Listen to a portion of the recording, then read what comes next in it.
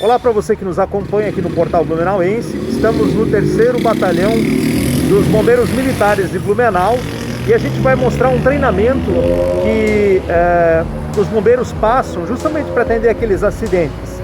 E quem vai falar conosco é o primeiro-tenente Franz, que é responsável, que organiza aqui os treinamentos. Boa tarde, muito obrigado por participar aqui do Portal Blumenauense.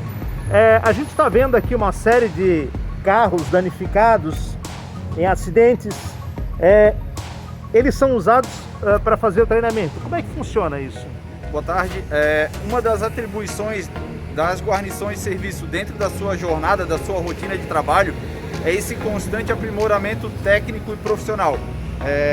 Então a gente tenta reproduzir algumas situações que a gente encontra no dia a dia ou criar novas situações, dentre as quais, por exemplo, a gente está vendo a parte aqui relacionada ao resgate veicular, onde a gente, nos momentos em que não há ocorrência, a gente busca estudar a anatomia veicular, ver como os veículos se comportam, testar ferramentas, aprimorar técnicas para que a gente possa levar o melhor serviço no momento do resgate real para aquela vítima, para aquele solicitante que precisa daquela intervenção, e ela deve ser obrigatoriamente rápida e eficiente para a gente conseguir resgatar aquela vítima. Em muitas situações vocês não têm opção, são obrigados a abrir o veículo do carro, né, para desencarcerar a pessoa. Como é que funciona esse momento de decisão? O que o treinamento diz? É uma excelente pergunta, até para desmistificar, né, muitas situações que por vezes a pessoa que acompanha o resgate não entende o que acontece. O principal critério para que a gente faça uma ação mais invasiva, mais destrutiva para o veículo, é sempre o estado do paciente, do motorista, das vítimas do interior do veículo. Se essas vítimas, ao observar a dinâmica do acidente, a gente vê que houve um desprendimento muito grande de energia, ou essas vítimas têm uma lesão que possa ser agravada com uma manipulação inadequada do paciente, ou até mesmo a dinâmica do acidente faz com que as ferragens aprisionem dentro do veículo, a gente vai ter que fazer essa abertura do veículo, ou seja, essa criação do espaço necessário para fazer a extração mais segura para esse paciente, para que a gente de forma alguma agrave as lesões que elas já decorreram por conta do acidente.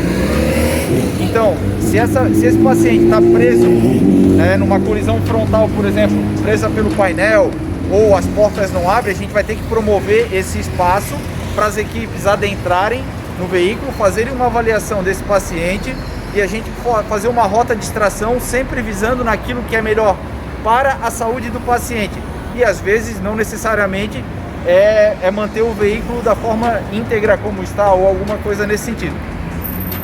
Por que muitas vezes é perigoso para a vítima que uma pessoa não treinada resgate ela? É uma excelente pergunta. O veículo, uma vez acidentado, não é porque ele não está em movimento que ele não possa trazer riscos potenciais ainda. A gente encontra, por exemplo, num veículo a bateria e o circuito elétrico ligado, a gente pode ter vazamento de combustível, a gente pode ter airbags que não foram deflagrados e isso deflagrar no momento de uma manobra, de uma retirada inadequada. Então, sob esse ponto de vista do gerenciamento dos riscos, então é um risco tanto para as equipes quanto para a vítima, né? Essas circunstâncias que eu acabei de falar, aliado ao fato de que às vezes a própria vítima, por conta do acidente, ela pode ter alguma lesão que às vezes ela tentando ficar em pé, alguém fazendo uma rotação, pode ocasionar um dano no sistema nervoso central e acabar agravando às vezes a lesão, ou a ferragem em contato direto com a vítima, fazer a ruptura de alguma veia, alguma artéria, provocando uma hemorragia, e muitas vezes esses danos podem ser inclusive irreversíveis. Perfeito. Bom, o senhor também citou em relação à questão da extração, né? Existe alguma técnica ensinada para os bombeiros no sentido de que um determinado movimento facilita a retirada da ferragem, ou que é indicado fazer de um jeito ou de outro? Como é que funciona essa orientação? A doutrina do CBMSC atualmente ela prega a gente tratar em ângulos de extração. Ou seja, a gente vai observar a forma como o paciente se encontra dentro do veículo e a partir dessa verificação de como ele se encontra, a gente vai trabalhar sempre de um menor ângulo de extração até o maior ângulo de extração. Como assim? A gente observa aqui nesse caso, por exemplo, a gente estava fazendo o treinamento aqui como sendo o motorista, uma das vítimas, a gente buscou um ângulo de extração de 0 graus, que a gente chama, que nada mais é do que a saída do motorista que estava sentado no assento pela parte do porta-mala. Dessa forma, a gente não vai promover nenhum tipo de rotação na parte da coluna vertebral e cervical lombar, e com o apoio das macas rígidas, esse paciente vai permanecer, essa coluna do paciente vai permanecer íntegra durante todo o processo de extração. Então a gente não vai ter nenhum tipo de rotação que pode ser um agravo de lesão para uma possível lesão desse paciente. Então, respondendo objetivamente a tua pergunta, a avaliação da cena e do quadro clínico do paciente vai fazer com que a equipe de resgate promova uma saída, uma rota de extração para esse paciente que ele necessita para que não agrave de forma alguma o agravo das lesões. Isso é que uma equipe de resgate veicular vai fazer. Por isso que por vezes a gente precisa fazer uma intervenção em alguma lateral do carro, arrancar alguma porta, cortar mesmo que parcialmente o teto, para promover o espaço que a vítima precisa para sair sem o agravo da lesão. Bom, aqui a gente tem um carro que está numa situação de capotado, em que essa pessoa ela pode estar eventualmente de cabeça para baixo. Vamos supor que esse carro tenha um risco iminente de ter um incêndio, ou no caso tenha caído num ribeirão, onde a pessoa pode se afogar se não houver um socorro imediato e os bombeiros não chegaram. Como lidar nessa situação? A priorização da extração dessa vítima, desse motorista, desse passageiro aqui desse veículo vai sempre ser graduada de acordo com o estado clínico. Então uma vítima crítica ou instável, ela vai demandar uma retirada muito mais emergencial, às vezes até mais abrupta. Então, no caso como a gente havia falado anteriormente, aquele que a gente promove o espaço que é mais adequado para a extração da vítima, é quando a vítima tem um quadro clínico estável ou potencialmente instável, que permita as equipes trabalhar naquilo que é melhor para ela. Mas como tu citou, vamos supor que esse carro aqui ele esteja em vias de um princípio de incêndio. O que é melhor para a vítima? Uma extração cautelosa, mas ela pode correr o risco de, por exemplo, ficar queimada, ou uma extração mais rápida para que a gente consiga evitar o perigo das chamas. Nesse caso a gente vai tentar combater as chamas, mas se preciso for a gente vai fazer uma extração mais rápida, por vezes abrindo uma porta, quebrando uma janela, fazendo algum acesso que vai ser mais ágil, porque o foco passa a ser esse quadro gravíssimo que essa vítima se encontra. Um dos acidentes mais comuns são aqueles que envolvem motos. Quando a pessoa vê o motociclista no chão com capacete, existe algum procedimento mais indicado? As colisões envolvendo moto são uma dos maiores índices de ocorrências que nós atendemos atualmente. Algumas informações são muito importantes para que o público entenda ou veja, ou se prepare, ou saiba o que fazer nessas situações. Primeiramente de imediato acionar o sistema de emergência de um local seguro. Então, se você está passando de carro, estacione em um local que seja seguro, sinalize, dê aos outros motoristas a ciência que ali está tendo um acidente, alguma coisa nesse sentido, e de maneira alguma tente intervir diretamente nesse motorista, nesse motociclista acidentado. Tente conversar com ele e em contato com os atendentes da central de emergência, eles vão passar orientações sobre o que você pode fazer, o que você deve fazer, o que você pode perguntar e qual a melhor forma de comunicar isso às equipes de emergência para que as ambulâncias, quando saírem do quartel, já tenham uma noção prévia daquilo que espera ser um acidente grave, número de vítimas, estado, mas e sob hipótese alguma, a menos que esse motoqueiro esteja preso a um carro que esteja pegando fogo ou alguma coisa que vai ser mais danoso que o próprio acidente, você deve retirar capacete, retirar a mochila, movimentá-lo. Então a orientação é sempre para que essa pessoa fique calma, mantenha-se do jeito que ela se encontra na via, né? Com capacete, com os seus anteparos, enfim, da forma como ela se acidentou até a chegada das equipes. O solicitante deve se manter então no local seguro, sinalizar a via, manter-se na calçada, avisar os outros motoristas que tem um acidente de trânsito ali, para que evite um novo acidente, e entrar em contato direto com o telefone 193, que o nosso atendente lá na central de emergência já vai começar esse primeiro atendimento através do solicitante, coletando informações e preparando melhor a nossa equipe durante o deslocamento para o atendimento dessa ocorrência. Esses treinamentos em relação aos veículos e todos eles são feitos com que frequência? Como a gente tem uma rotatividade de todas as equipes a cada turno de 24 horas, né? Todo dia faz parte das atribuições, dentre todas as atribuições das guarnições de serviço, algum período para o aprimoramento técnico profissional. Então, por vezes as equipes fazem o treinamento de resgate veicular ou alguma técnica de resgate veicular, por vezes combate a incêndio, por vezes atendimento pré-hospitalar, tudo dentro da gama de atribuições do Corpo de Bombeiros, porque a gente é multidisciplinar, né, atua em várias áreas e é importante a gente manter o contato com cada uma dessas áreas. Então, não são todos os dias que a gente faz um salvamento em altura, que treina técnicas de nó, rapel e assim por diante. Então, se a gente não estiver constantemente atento e atuando nessas áreas, com essas especificidades, a gente vai ter, no momento decisivo do resgate, a gente pode ter alguma dificuldade. E no momento do resgate não é momento de ter dificuldade, é momento de fazer o salvamento visando o que é melhor para a vítima de forma rápida, eficiente e segura. A gente está aqui exatamente nos armários. Bom, qual a importância deles? É que quando acontece uma ocorrência, todos eles têm aqui o seu, né? Onde tem as roupas para entrar em operação. E é isso que o primeiro-tenente Franz vai mostrar para a gente.